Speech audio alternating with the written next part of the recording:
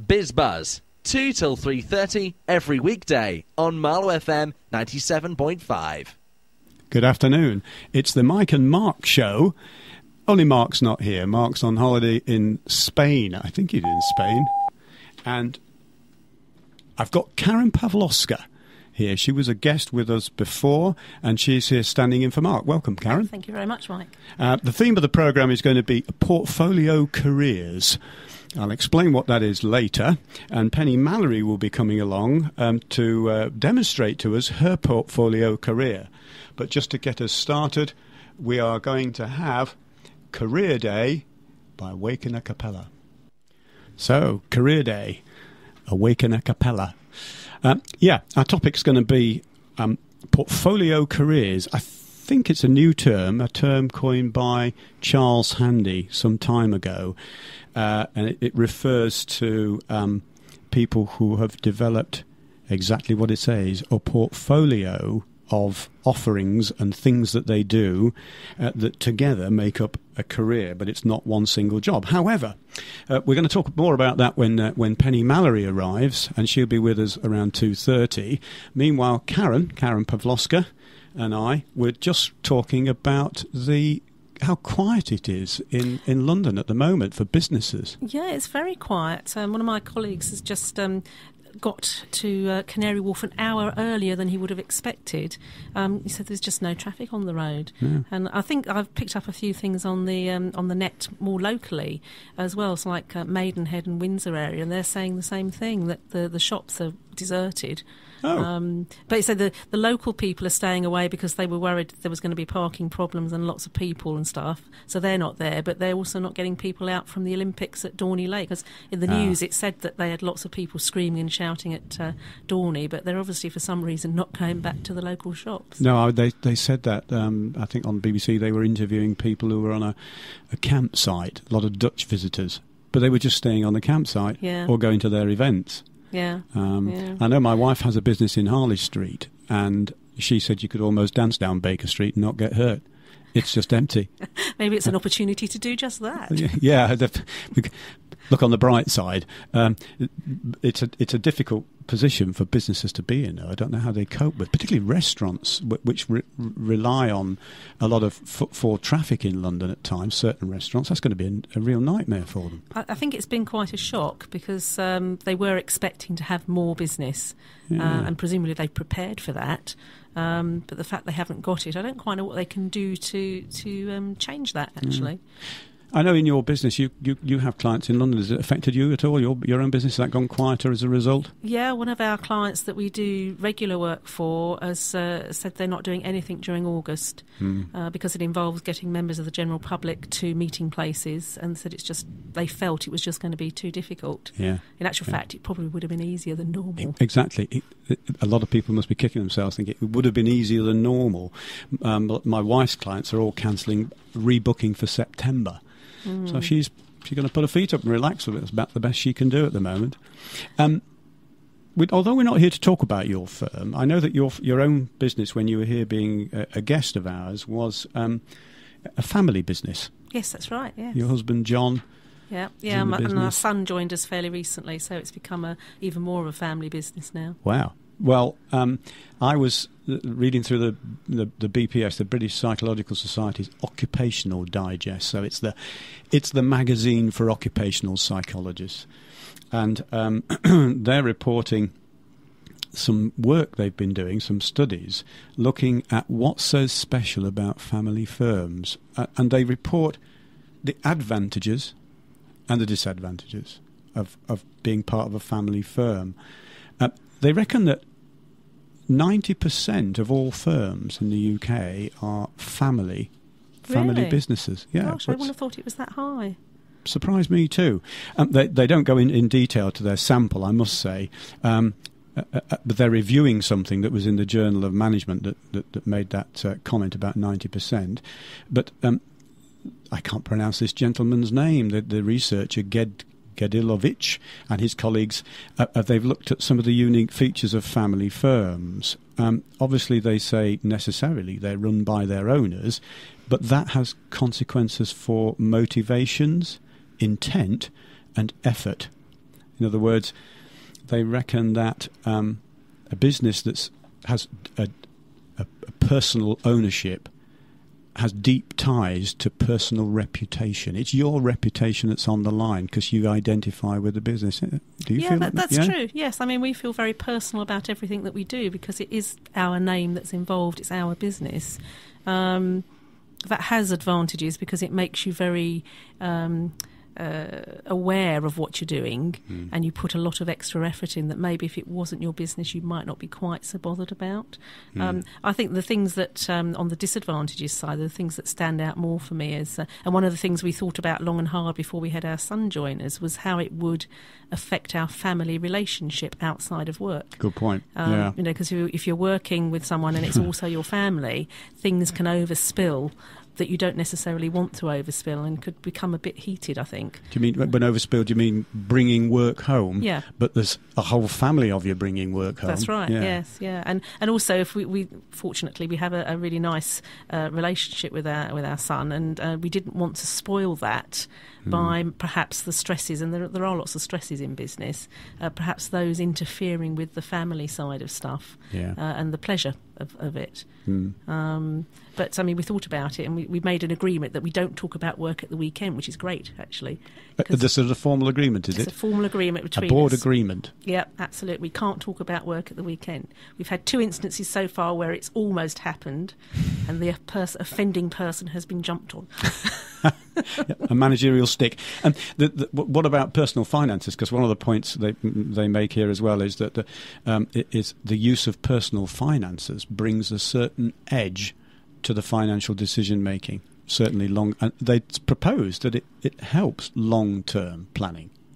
It probably does. It makes it much more personal, certainly. If you're not getting any business in, it's not just that you're not getting any salary. Well, you're not getting any salary if there's no business coming in, but it's your money. It affects your future, whether you pay your mortgage. That makes you a lot keener as to how you're going to spend your money. I remember moving out of corporate into small business, having dealt with budgets with lots of noughts on the end, big numbers, and knowing about a thing called cash flow. We talked about it, but we didn't realise the reality of cash flow is it's an emotional experience. Oh, yes. You feel it. If there's no money there, it's not very nice, actually. Yeah, exactly. The final point, the final benefit they say that comes out of family businesses is that because their obligation to future generations interacts with that decisions about money to plan longer term. So there's a legacy for handover. Yes, that's true. I mean, and that's part of one of the things that we talked about is obviously there's a succession plan there now. We had a plan before, but it was totally different to what it is now. And I suppose in some ways it's what we've always wanted. We've now got, assuming things go well. Yeah, I think it means that you've got to think more than just yourself. You've got to think about other people who are not just employees. They are people you have a tie to and a link to. So therefore you've got to think about it a lot more carefully. Excuse me, yes, everything matters that much more. It does conclude in terms of the benefits that they suggest from their research. It makes owner-managers more likely to operate ethically, prudently, and for the longer term. That's interesting. Yeah.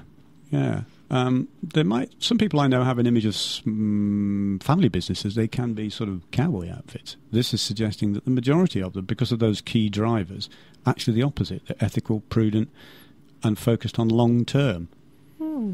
Interesting. Well, yes. I mean, I might come back to this because they do make some points about the downsides of running a family business. But in the meanwhile, I think we'll move over to The Clash and Career Opportunities. Never heard this one. It's from the album Sandinista. A rather sweet version of that, I think, because when I did hear that track before, now I remembered, it wasn't anything like that.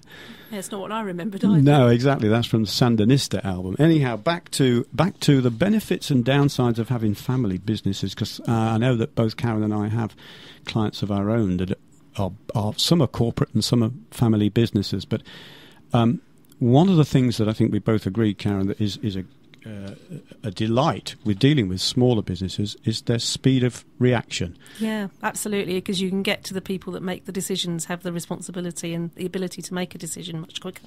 Yeah. In corporate, there's often a lot of steps to go through before you can get something decided.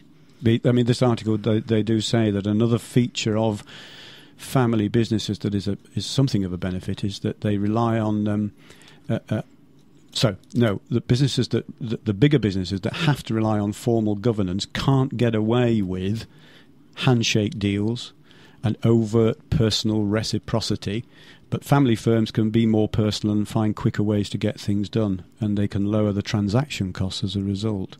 They can bypass what they call laborious tender processes. You've been on the receiving end of laborious tender processing? I have, yes, and it's very laborious.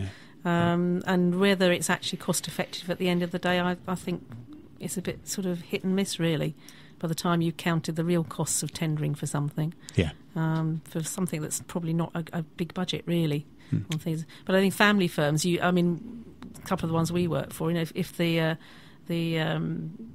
matriarch or patriarch, whoever the main leader is, if they say we want to do it, then you just do it. Yeah. And that's the great thing about it, really. And also you can get straight at that person. You can find out exactly what it is they're after and talk to them directly rather than having to go through lots of committees for things. This particular article is focused on the benefit to the company itself about operating that way, saying that you're cutting the cost, because internally the cost of setting up and running a tendering process, if it's a long and complicated one, could be enormous. Oh, see, yes, well, that's true, yeah. Yes. I know it.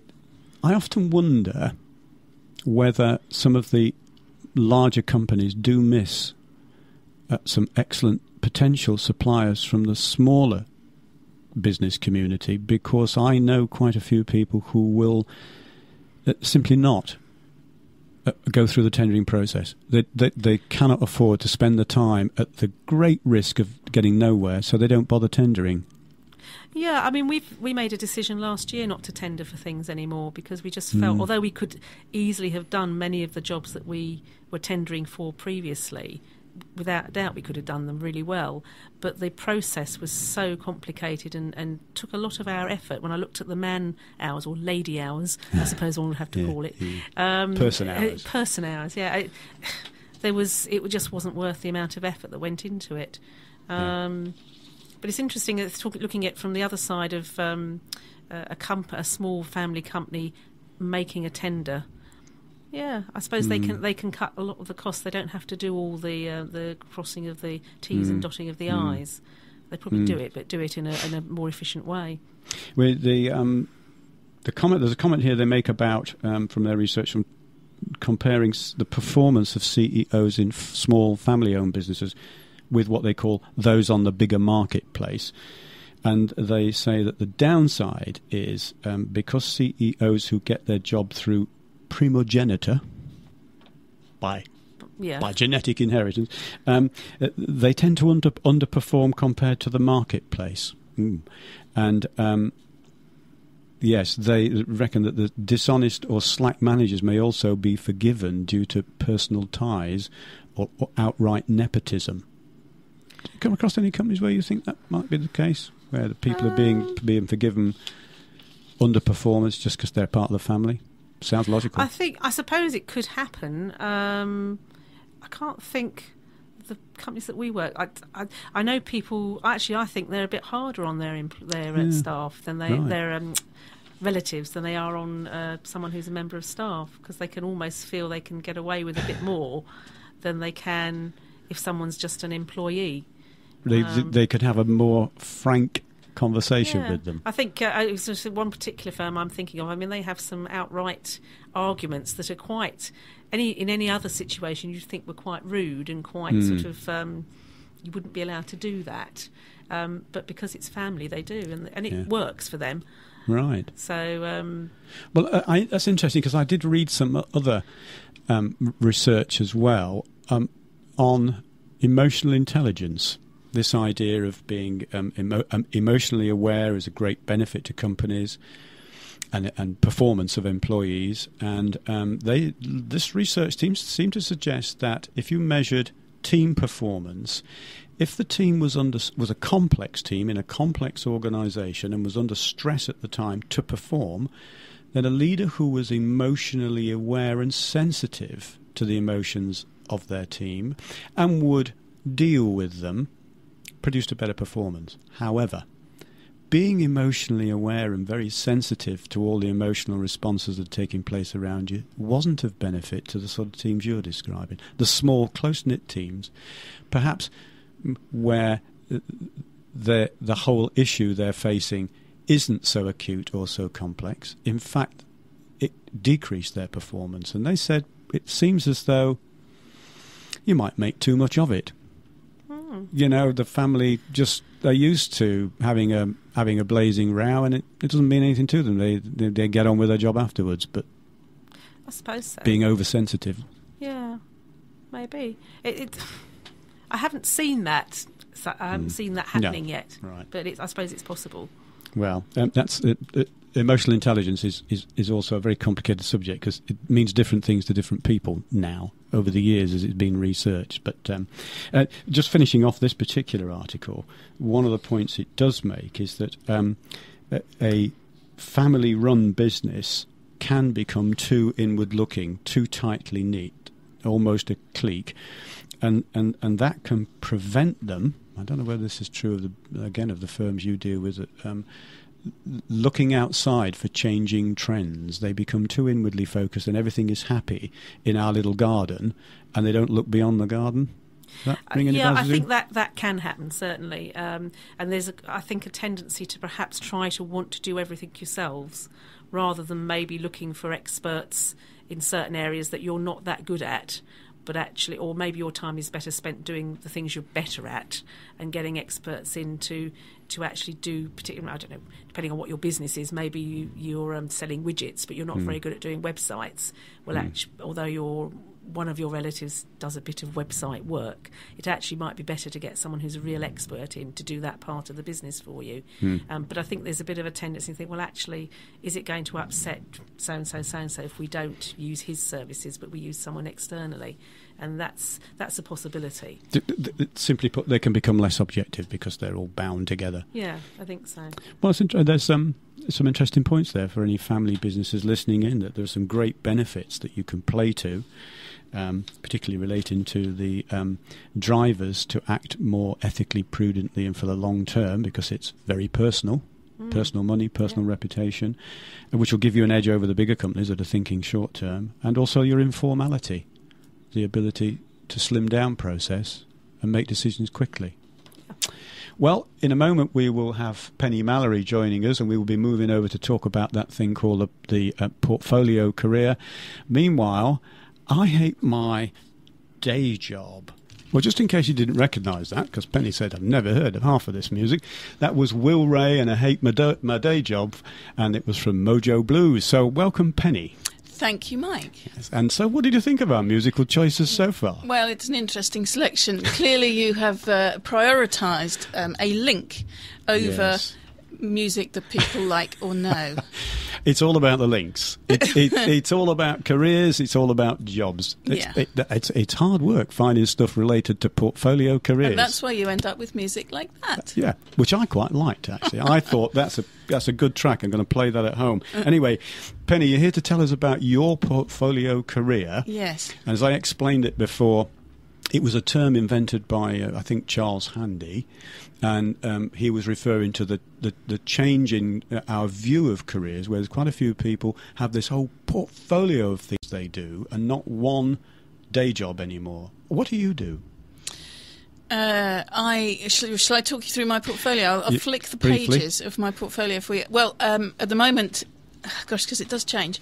I'm a television presenter. I'm an after-dinner speaker, a motivational speaker.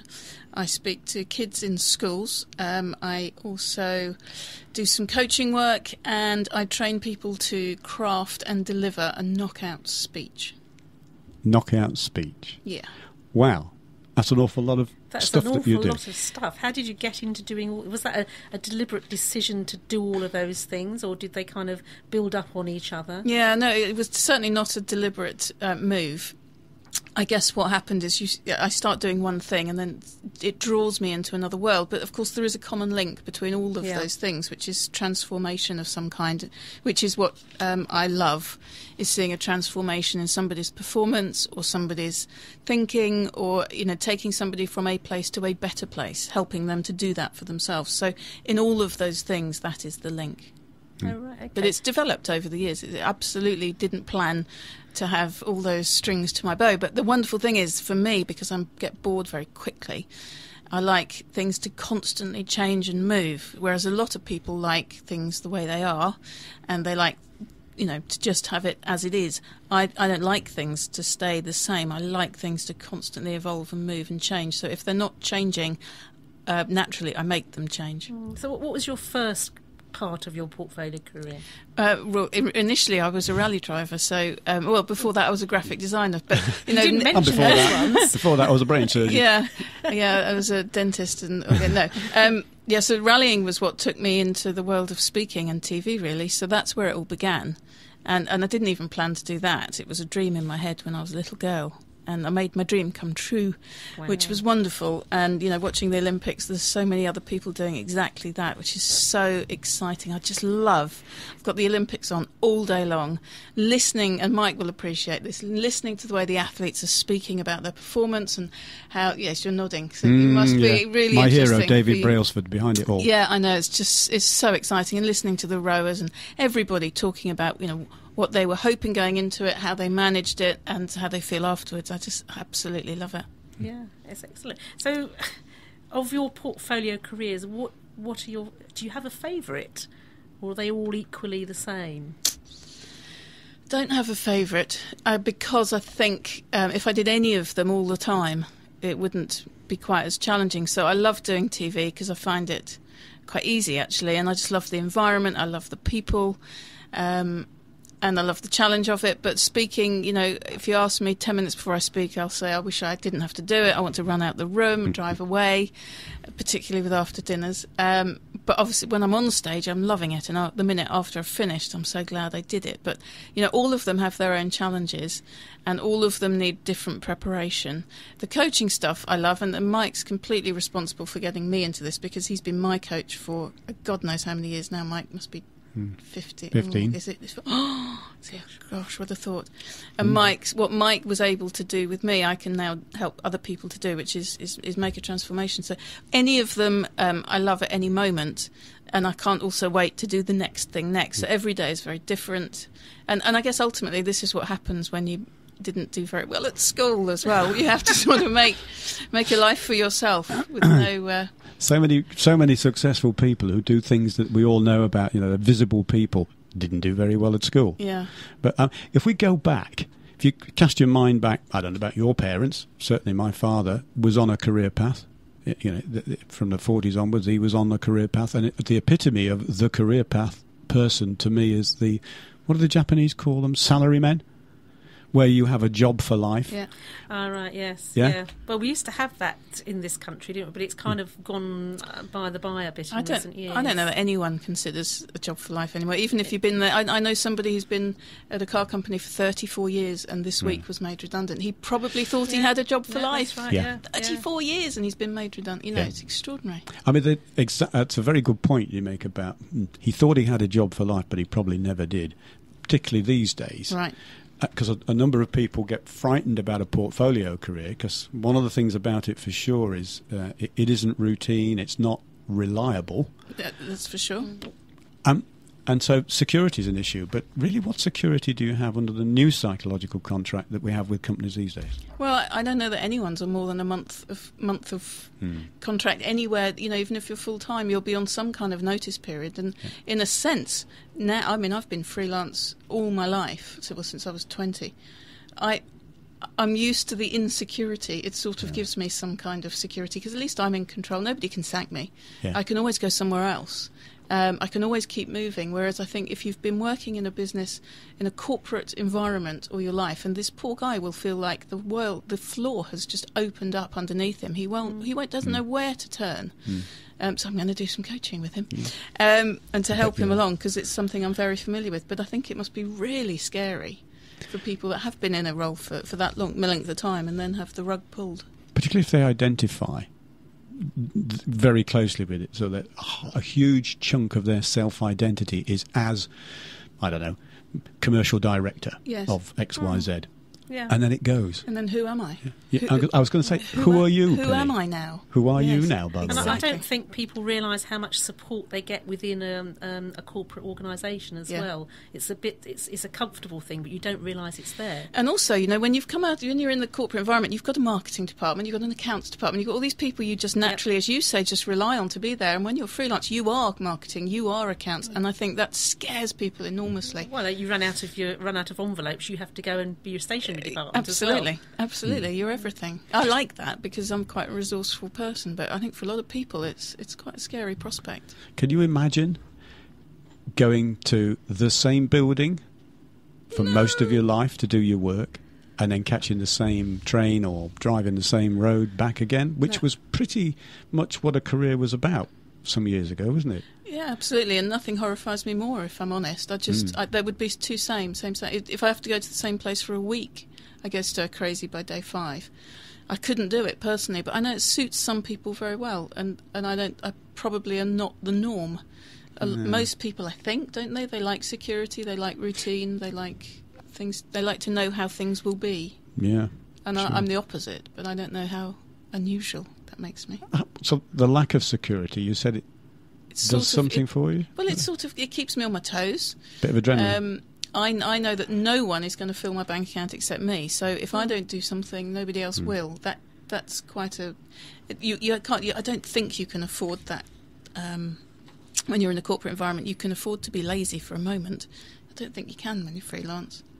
Yeah, whenever I've read about the new phenomenon of portfolio careers, I get the sense that the essence of it, the beauty of it, is you are completely responsible for your means of production. Yeah. You are it, and you sell your skills in various ways. Yeah, and you're not relying on others. Exactly, you get very creative about the way you market yourself, the way you talk to people. You listen with a very different type of ear. You listen for opportunities in just ordinary conversations. Maybe I can help with that. Maybe I can help with this. I think you could recommend me to those people you're talking about. You never stop working, and also it's 24/7 because I lie in bed at night thinking, I need to do this, I need to do that. I'm sure lots of corporate people do the same thing, but I've got 2 kids to feed and the private school fees to pay, and it's a massive pressure. So you never ever ever stop. You never take your foot off the pedal. I bet you're not making this sound very attractive to some people. Well, there are people that don't relish that sort of thing. Absolutely, and who actually would probably rather go and just get a small amount of money as a job seeker's allowance or something, or rather than go out and try and get stuff coming in. I think you're absolutely right. It just suits me. I don't relish the worry, I have to say. I'd like to take the anxiety away of the bills coming through the door, but that's never going to happen. And you're quite right. I think most people like more security than my portfolio career offers me. Right, for a moment, Penny, let me suspend discussion about portfolio careers so you can explain your music choice. We had to explain ours to you. Now, you've chosen Praise You, Fatboy Slim. Tell us. Okay, this sounds really morbid, but I'd like this played at my funeral. You'd like this played? Look at you, look up at me in shock and horror. I just think it's a really uplifting song. And I'm saying this out loud just in case everyone else forgets. At least you'll remember this is the song I want at my funeral. And you can play some video of my life, but I want everyone to celebrate and enjoy. And I just think it sums up. It's just got a really nice uplifting, and I love to run to this song. It's right. Well, listen to it. You'll know what I mean. We will listen to it right now. Praise You, Praise You by Fatboy Slim. So Penny's going to tell us what's the brief for the video that she's going to make. What's the brief for the video? We have a video person sitting right opposite. Yeah, and thank you. What's this funereal video? Well, I just think it would be nice to have some pictures, some images running of my life from baby all the way through to whatever age it is that I disappear. That remind people of my craziness, of stupidity, the crazy, silly things I've done. And I want people to laugh. I've got some loads and loads of photographs and videos that I need to brief the video man, don't I? Where to find them. Yeah. I should put that in my will or something. But yeah, just a little storyboard of my life that makes people laugh. Lovely. Sounds like a good idea. There's a good brief. Let's go back to portfolio careers and remind ourselves something I read by, I think it's a lady by the name of Penelope Chunk, who does a lot of blogging, and she made the point that it isn't a way of holding down 3 bad jobs. So, Penny, what do you think? Of all the things that you do, are they all sorts of things that you were not doing very well and thinking, I wish I could find the thing that I really want to do? Oh, it just could not be further the polar opposite of what you've just described. If I was doing 3 things or 5 things badly, I couldn't get up in the morning.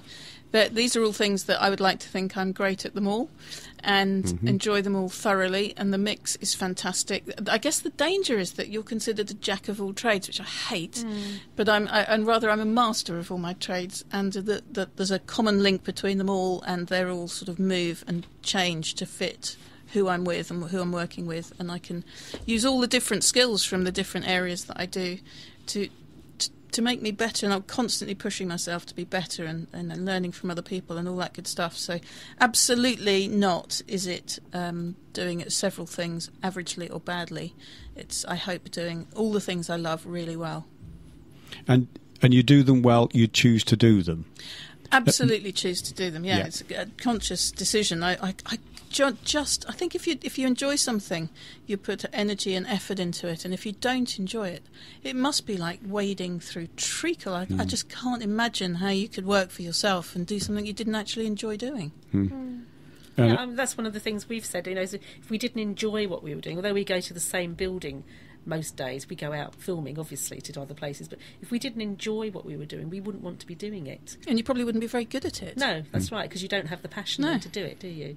Yeah. And you've got the difference is you've got a passion that spreads through a number of different roles in a working life. That's right. And that passion, genuine enthusiasm and passion for them, I think, is what keeps me going. And, the minute the passion and enthusiasm dies, I will be doing something else, because I just, I couldn't do it at all if I wasn't enjoying it. What sort of skills, if you've ever thought about this, what sort of portfolio of skills are you using? Because that's one of the suggested routes to get into a portfolio career, is to think about all the skills that you have, some less obvious than others, and then just find a way of using them and getting paid for using them. Have you thought about what sort of skill package you're now using? I have a package of skills, and I also have some passions, and the skills are really practical things, like I'm good at design, and I can create leaflets or email print out stuff.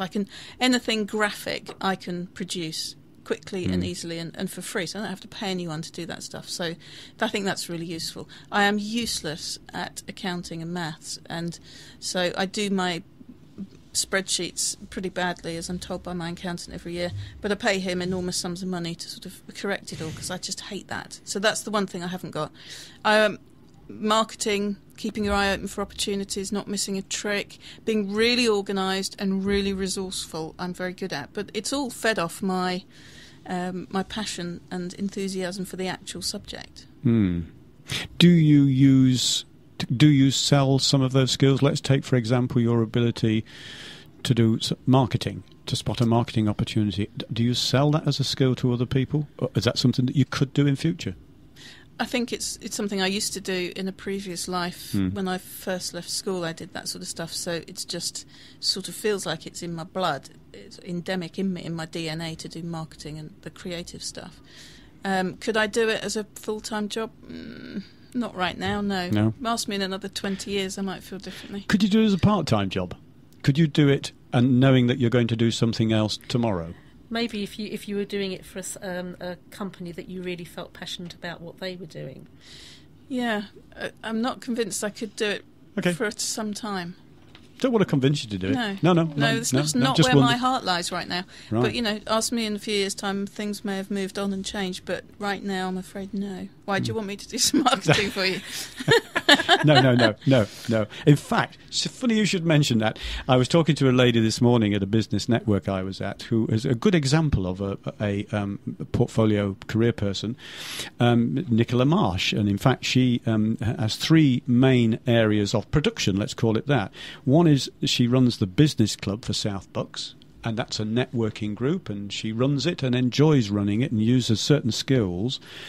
And they're different skills to her other role in the working life, which is she runs a business development consultancy called NML, Nicola Marsh Limited.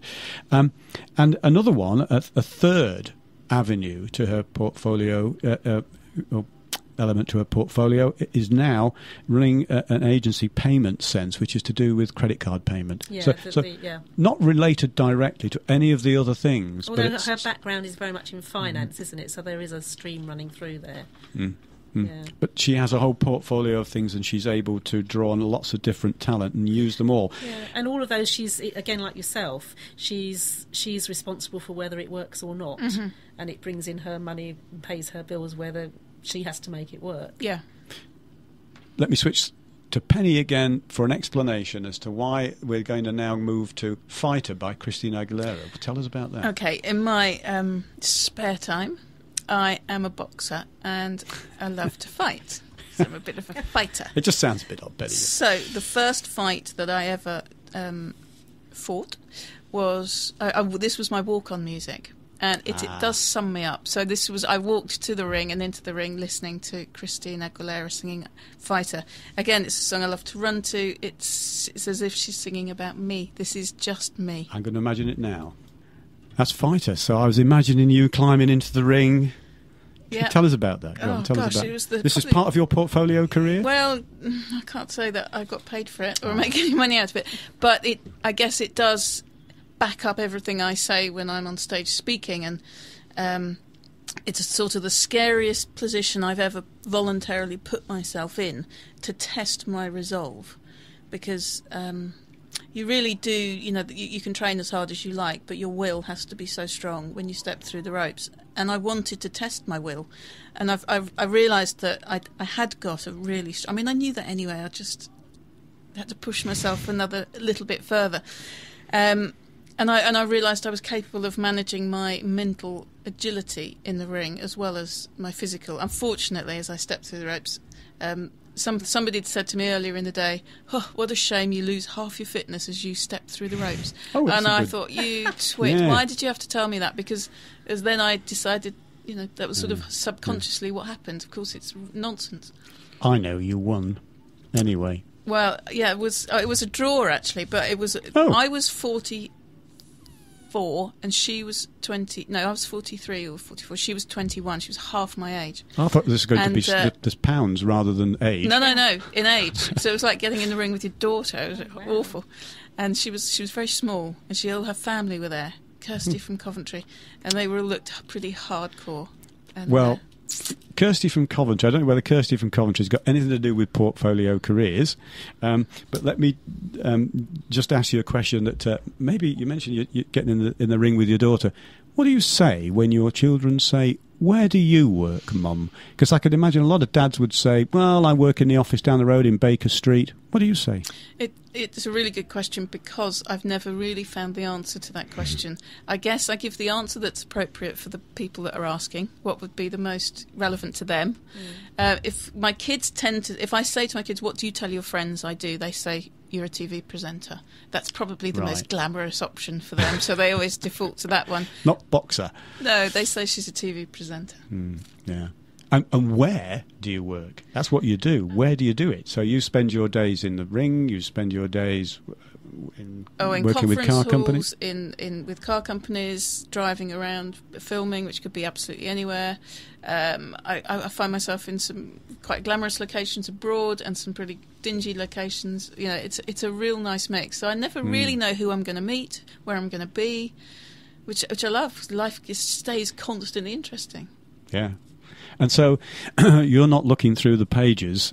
Yellow Pages or Daily Telegraph or anything for that permanent job, that what would you do if someone did actually offer you a job and say, we've seen you on TV, we want you to come and work for us 9 to 5 or 24 hours a day, 7 days a week, 365 days a year? For the first time it's crossed my mind in the last 6 months of my life, never before, what would I do if I was offered a permanent job? And I have to say, it would be the hardest thing in the world to accept it. I think I'd say maybe let's try 3 days a week for 4 months or something. Keep it still on a contract basis. Yeah, because I just absolutely, as appealing financially as it might be, it would spoil so many other areas of my life. Every day is a choice for me, and if I was hired by somebody permanently, I'd lose all those options and choice. That is a really interesting thought. Every day is a choice for me. I'm going to have to go to the news. We might come back to that. Every weekday on Marlow FM 97.5. Well, we're back from the news, and we still have Penny Mallory with us, and she will be able to stay with us, I hope, through to the end of the programme. Yes, Mike. Good. So if you want to ask Penny any questions about all the things she does, including boxing, jumping in the ring with your daughter, then you could email us at studio@marlowfm.co.uk. You can phone us on 01628 488 975. So, going back to your passions, Penny, you have you said it's all comes from your passion. Do you have a sense that there is a single thread running through what you do? Yeah, the single thread is very clear, really, for me. It's about helping people, as you've done for me, to move from a place to a better place. So it might be in a relationship, in a career, it might be for a special sporting event, it might be just for one single meeting or a tricky phone call, but the underlying theme is some kind of transformation in somebody's performance. And would you be thinking about something else you can do along those lines? What else would you like to add to your portfolio? The one thing I would really, really like is a contract, not a full-time job, a contract with an elite sporting team, so that I become... The one thing I really miss with my portfolio career is colleagues and having people to just interact with. So it's quite lonely having this lifestyle. Yeah. You sit at your kitchen table a lot and you stare into your laptop a lot, and you really miss the interaction that other people have every day with colleagues. I've got no one to walk up to the coffee machine and talk about EastEnders. Not that I would really, but you know what I'm saying. So if I could find a contract with an elite sports team as a performance coach, that would be my absolute ideal. And something driving related, or something with a sport that I'm passionate about would be even better.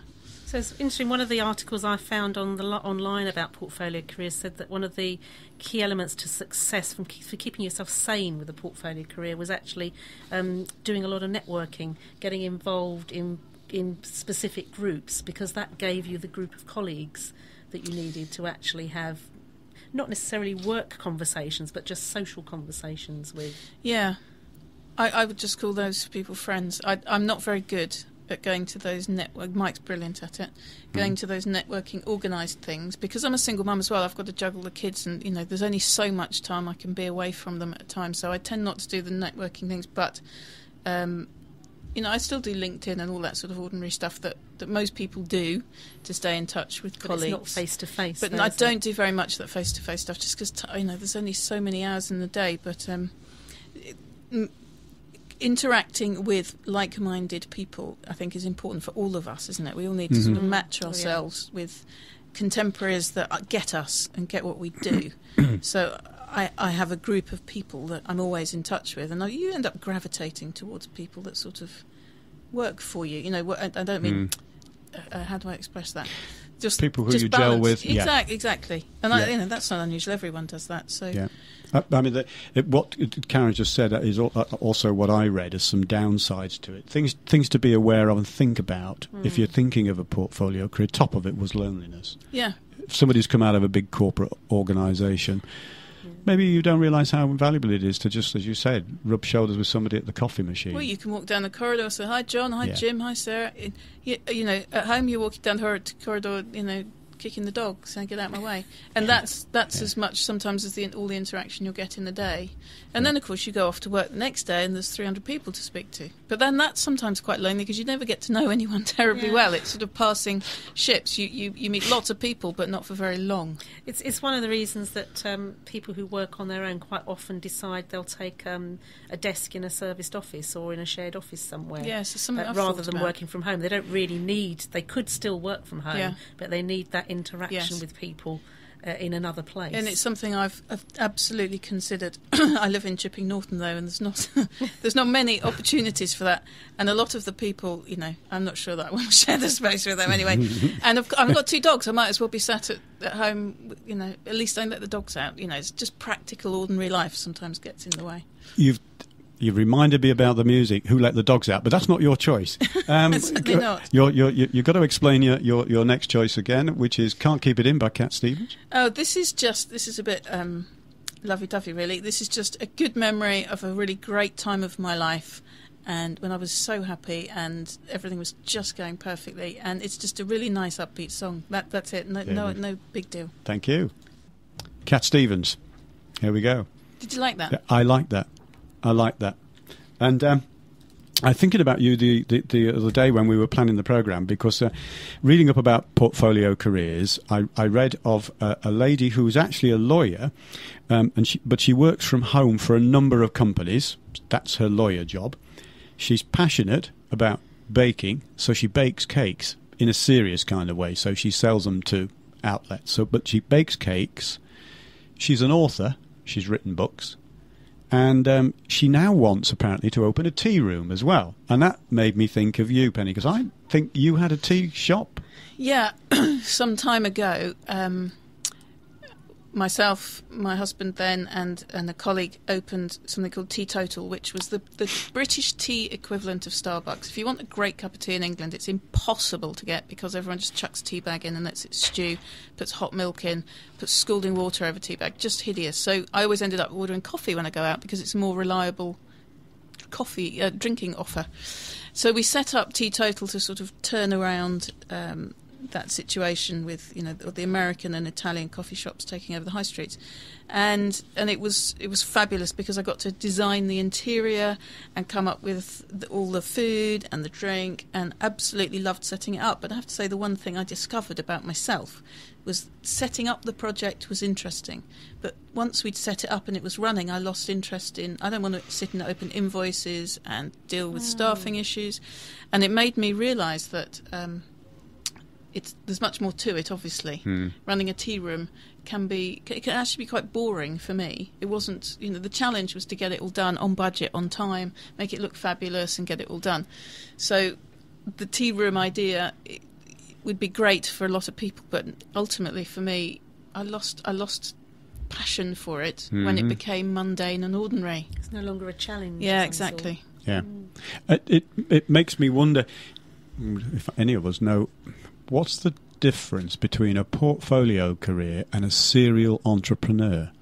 Somebody, you know, these kind of people that just go along setting up businesses, and exactly as you described, they then normally get pretty bored once it's set up. They move on, don't they? Is that the difference, you think, that they move on, sell it and move on? Or Yeah, probably, yes. Well, I mean, you were saying that you can have a portfolio of things you don't really enjoy doing. I don't know that an entrepreneur would be brilliant at setting up something they didn't really if they weren't enjoying it. No. So I think the passion and enthusiasm is critical to an entrepreneur. I think the people that tend to have a portfolio of different jobs that they don't enjoy quite often have come out of a corporate role and they're floundering a bit, not quite sure really what direction to go in, and that's why they end up doing all these different things but they're not really enjoying or doing any of them terribly well, because they haven't found that same passion and drive that you need to make it work. And we were speaking when that song was playing, and, you know, having that sort of slightly selfishness, which I know I'm definitely guilty of.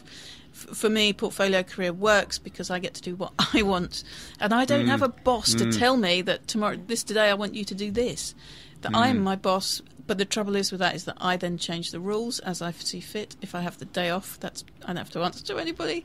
If I want to go off to Spain for a week, that's fine. I don't have to. And I love the fact that I don't have to answer to anyone. But if you're goal orientated, if you're target orientated, sometimes it can be difficult because you change your own targets and you shift your own goalposts, and that isn't always a great thing because you need to be under pressure. How do you cope with that? How do you make sure that you stay focused, that you don't roll over and stay in bed for another half hour and make a cup of tea? First of all, Mike, I'm usually up by 5:30, 6 o'clock, so that's never an issue. I sort of made a rule for myself 100 years ago that every day I had to do something, even if it was just one email or one phone call, something that moves me forward in some way. So I can't go to bed at night unless I've emailed somebody, picked up the phone to somebody. I've done something every single day, and ideally 10 things, but it's got to be at least one. And that's just my rule. I don't break it unless I'm on holiday. So that's just, I guess you find ways that keep you on your toes because you have to. And that wouldn't suit everybody. No. Well, you've got to, because otherwise you're not going to get any money coming in, are you? Yeah, exactly. So that's kind of a motivator. Yeah, I stopped doing that. The money stops coming in, and that's not an option. And anyway, presumably, if you have chosen you're still on TV and you love that, you're still working with people to coach them to perform better, you love that. If you've chosen these things to do because you love them, why would you want to stay in bed? Well, exactly. I mean, I've always been a bounce out of bed and get on with the day person. So I'll go running early, really early with the dogs. I'll come back, and I'm even back before the kids have even woken. So I've already had the best bit of the day all to myself. See, so I'm selfish again.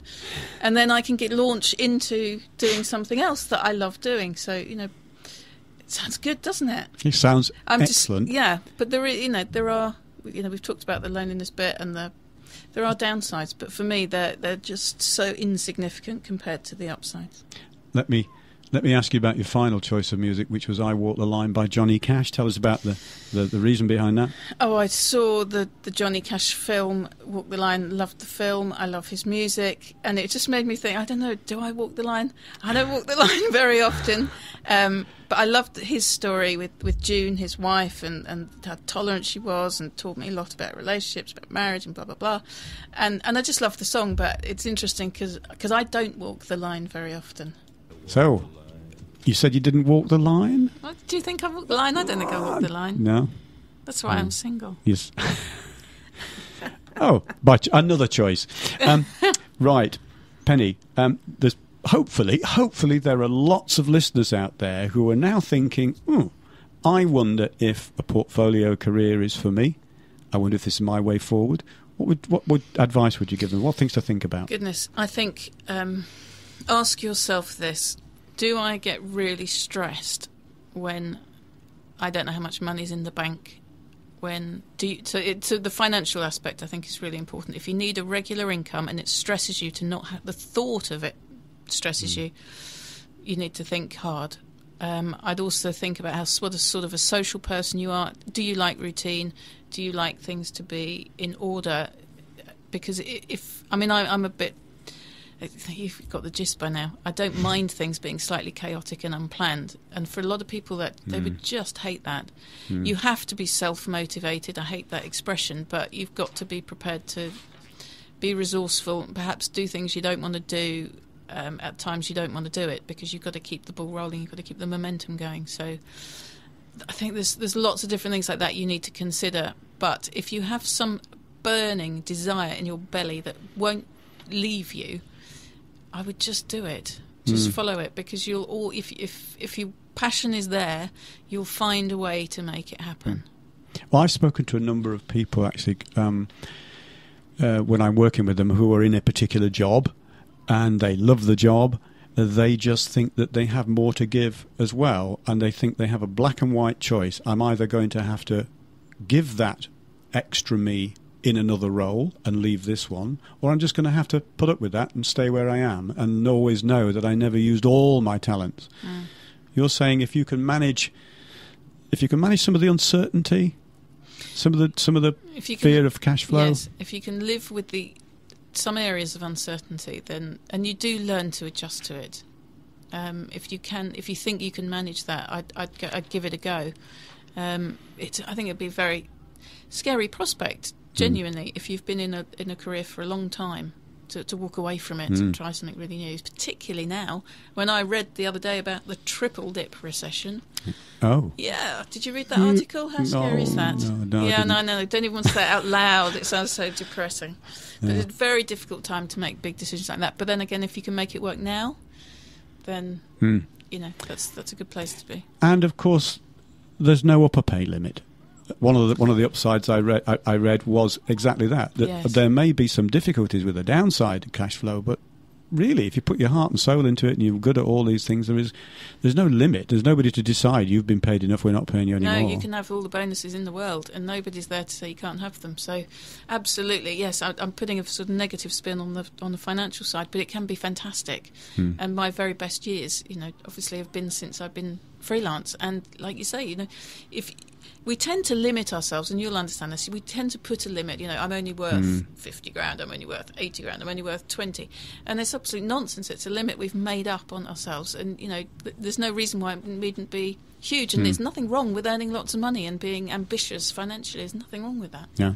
The other thing about the finances that strikes me as well was I remember I didn't realise he had a portfolio career at the time, but a friend of mine was made redundant from Harrison's, who were big printers in Wickham. And he'd been there, man and boy, and he was made redundant, and he had to sit down and think, well, I love playing the guitar. He used to play the guitar, so he decided to give lessons. So he gives lessons. They actually moved to Cornwall to open up a bed and breakfast.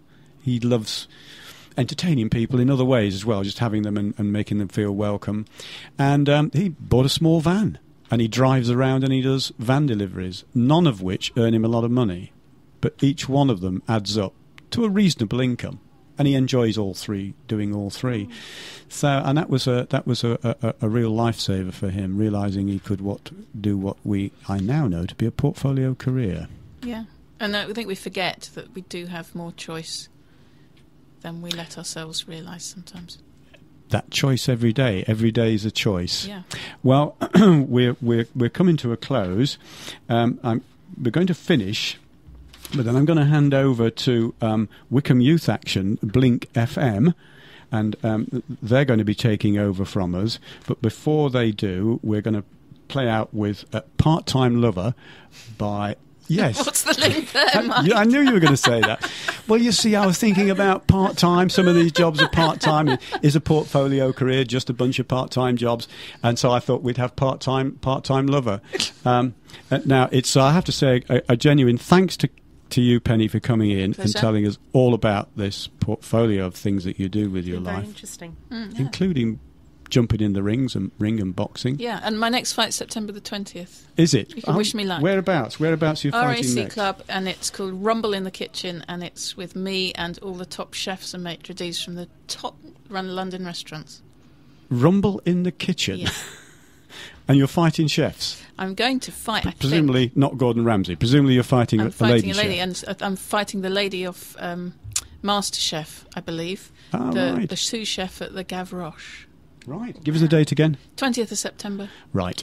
So, and thank you to Karen for helping me out today. You're welcome. I hope Mark's been listening in on the internet somewhere on a beach in Spain. And we'll be back with the Mark and Mike show. The both of us will be here in a couple of weeks' time. So it's farewell, and I will hand over after this to Blink FM.